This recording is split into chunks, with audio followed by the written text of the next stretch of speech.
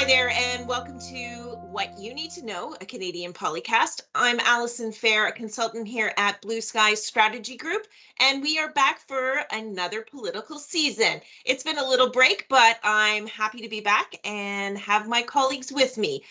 I have Geoff Turner, Vice President. Hello, Geoff. I hope you had a great summer.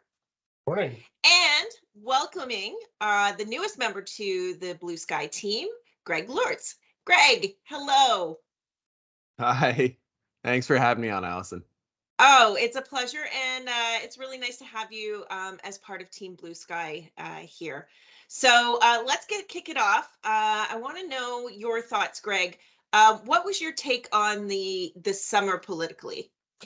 Yeah, well, first off, I at the same point in the last minority parliament, we were 5 days away from elections, so it's nice to not be in the middle of a GOTV. Okay. So that's a pretty solid thing about this summer. Yeah, I think honestly this summer, just the way we saw the polls, the Conservatives are really energized. It's been a very interesting summer where you've seen the Liberals slip quite heavily. We're talking double-digit leads for Conservatives going into the fall session, and while I am still a strong believer that polling numbers really only matter a couple weeks out from elections, it's still got a lot of the political pundits like us talking and a lot of people within the parties thinking. So Conservatives are really energized.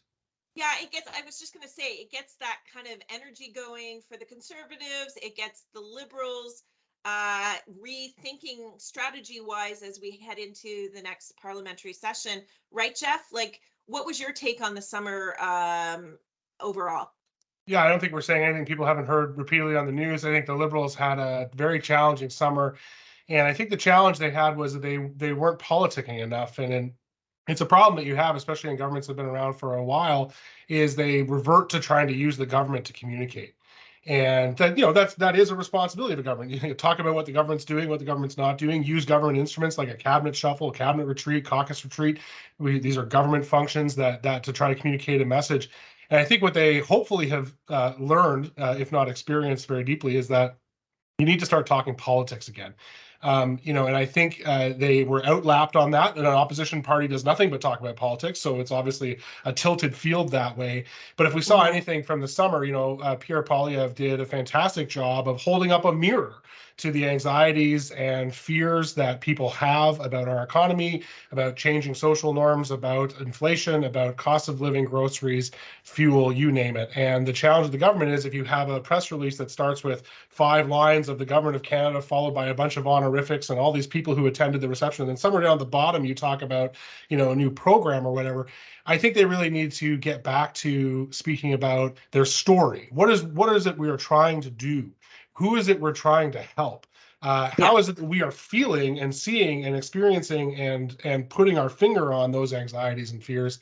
And they obviously didn't do that very well, whereas Pierre Poilievre did. As Greg correctly pointed out, we are, by all accounts, still quite a distance away from an election. The other thing I'll just say, because obviously the Prime Minister is at the center of a lot of this discourse, because his opponent is at the center of that side of the discourse. We see the Liberals struggle when the Prime Minister is not visible and at his best. I think a lot of the talk about whether he needs to move on or whether he's the problem, I think he was a bit absent. And there's lots of reasons for that this summer. But I think and when he was present, he was speaking like the government. And so, his greatest asset is when he's doing retail politics, when he's putting his finger on the pulse of how people feel and how they see the future. And they need to get back to more of that. And if they want him to regain the footing that he's had and enjoyed for over 10 years as both an opposition leader and as a prime minister, they need to get back to that.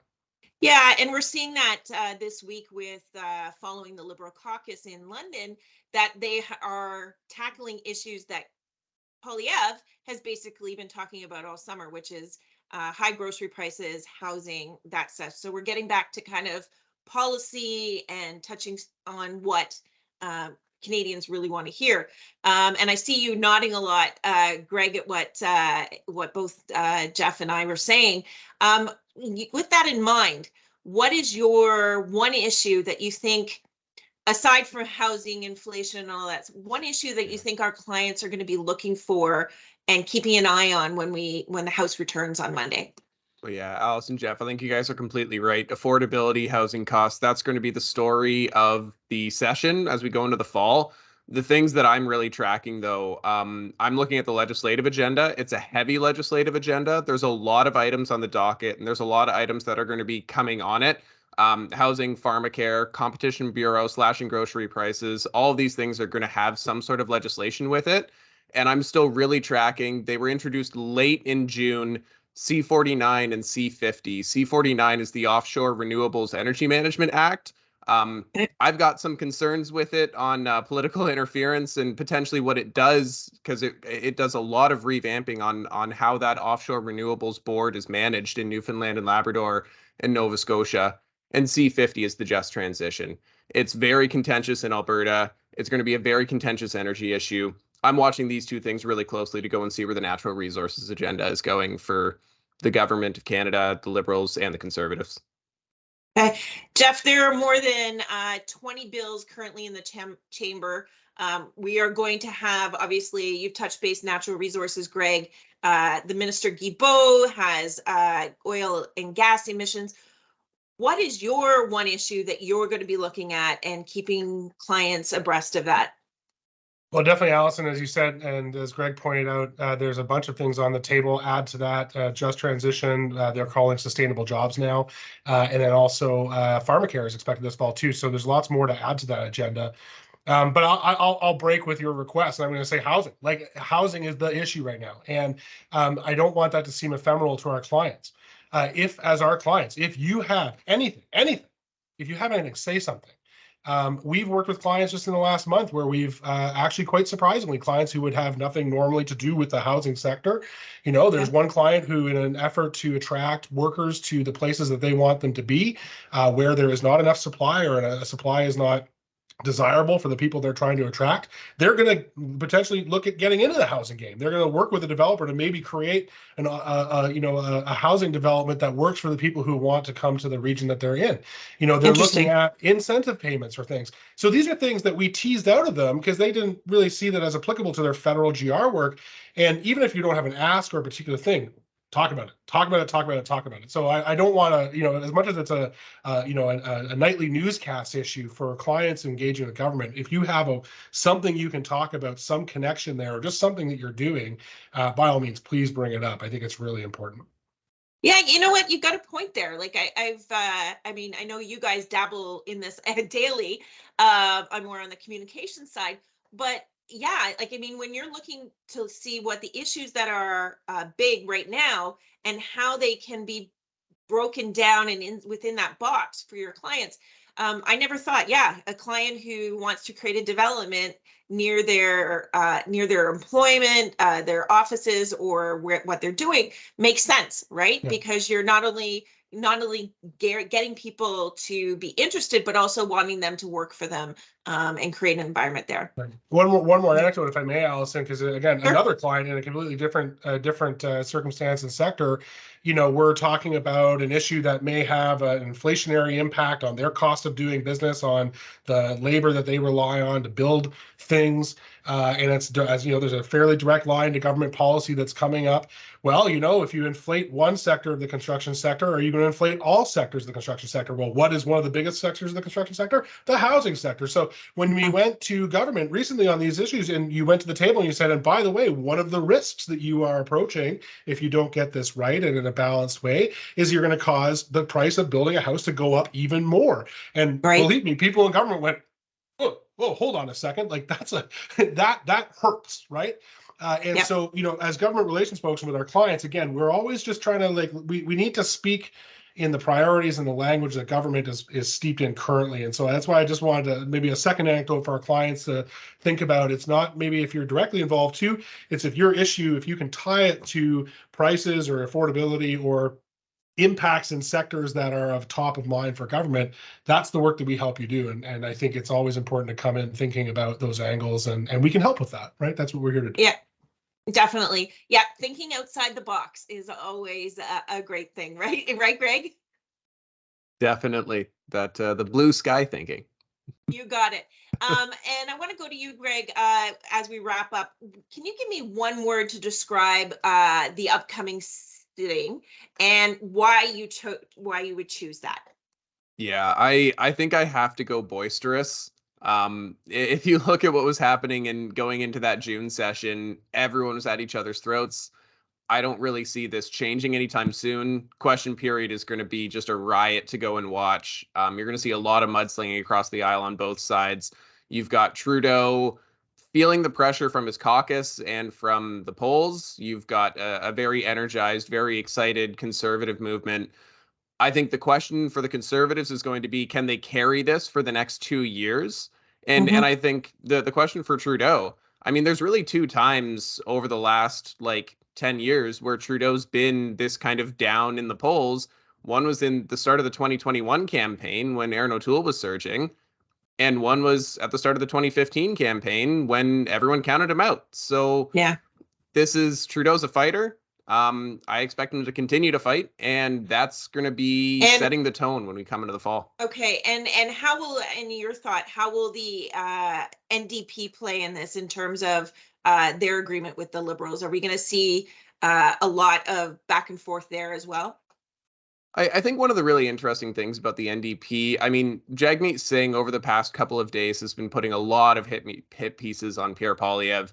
It's been really interesting to watch. They've supported the Liberals in pretty much everything. In the committee rooms too, I mean, they're right alongside in lockstep on a lot of the major issues as the Liberals. The NDP are going to try to get done what they need to get done. They're going to be holding the government's feet to the fire, especially with these polls dropping for them. I don't think the Liberals want to go into an election this fall, and the NDP are the ones that hold the cards on that. Okay. And Geoff, your thoughts, one word that you are going to describe the next session and why. I think it complements Greg's word, but mine is contrasts. It's a very important word in politics. And I made a little list here, so if you forgive me reading it a little bit, but like the Liberals are going to have to contrast themselves, right, about where they would, sort of like my first answer, where they were earlier this summer, the fact that they often speak too obtusely as the government. They seem a little bit out of touch. They seem like they're not necessarily twigging to the main priorities of the population, versus Pierre Poilievre, who is holding a mirror to those folks and trying to reflect them back to themselves, sort of never mind whether the policy behind that mirror makes any sense. It doesn't matter. So I think they're going to have to, rather than, and then also, of course, kind of contrast Pierre Poilievre against Justin Trudeau, and they're going to try to drudge out the usual stuff. But I think it's important to say the Liberals will try to contrast with themselves as well. Pierre Poilievre has an easy job of contrasting what I just mentioned with a moribund and out-of-touch government and a prime minister who yada, yada, yada. We've all heard it before, but they're going to keep hammering at that because why wouldn't they? The NDP are going to try to contrast anything they can with the Liberals. They need to continue to get that separation. They're going to try to contrast out Jagmeet Singh from everybody else because they need to pump his tires too. He's not super popular either. If he's going to get ready to do something in the next election that isn't stale or negative, they need to get better too, and they seem to have a habit of trying to do that by attacking the prime minister outside of the bounds of where they do work together. So expect to see more of that. The Bloc, the CPC is coming for the Bloc, the Conservatives are coming for the Bloc. So all of a sudden, I think expect to see Blanchet stop talking about Liberals and start talking about Conservatives because he feels weak there too. You're going to see on issues, pharmacare versus cost of living and interest rates and your mortgage and the cost of groceries. Are these the right priorities? And I think the Liberals, they feel like they have to do this. They do in the letter of their agreement with the NDP. They have to do it this fall. But I think they are presenting a really big risk of mistargeting where people's anxieties are right now. It's not about drug coverage, but they seem to be in a bit of a catch-22. So we'll have to see how that contrast works out. Groceries versus gas. Do nothing on climate versus do too much on climate. I think it's really, that's the other one that I'm really kind of curious how that shakes out, because I think that's kind of where it's at, and the public really feels stuck between those two contrasts. They see climate change, including the summer, as such an existential issue that is now on their front doorstep, literally sometimes taking their front doorstep off of the front door. But they also are feeling the pinch from the cost of energy, the cost of the cost of groceries, the cost of everyday goods. And even though the Bank of Canada said it's a 0.15% impact on inflation from the carbon pricing regime, don't expect Pierre Poilievre to continue to cut that clip short and just say it had an impact and you're feeling it and that's what you need to blame. So we need to stop doing stuff like that and just let the world figure it out, and we'll be over here minding our knitting. do nothing, do too much. Where's that middle ground? And the Liberals need to figure out how to navigate that. I think more of the Conservatives to draw the right contrast that'll actually keep people on side and not lose them to the anti-carbon action people. Well, those are two great words. I love them. We'll see how it plays out. And I definitely think you guys are both on the right track there. Thank you very much, Geoff and Greg. Great first podcast there, Greg. Thank you very much. And to you, the viewers, for watching. I appreciate it. And we'll see you next time. Take care. Bluesky Strategy Group is one of Canada's leading public affairs firms. For government relations, lobbying, and strategic communications advice across Canada, visit us at blueskystrategygroup.com. Bluesky Strategy Group is a proud member of the Global Communications Alliance.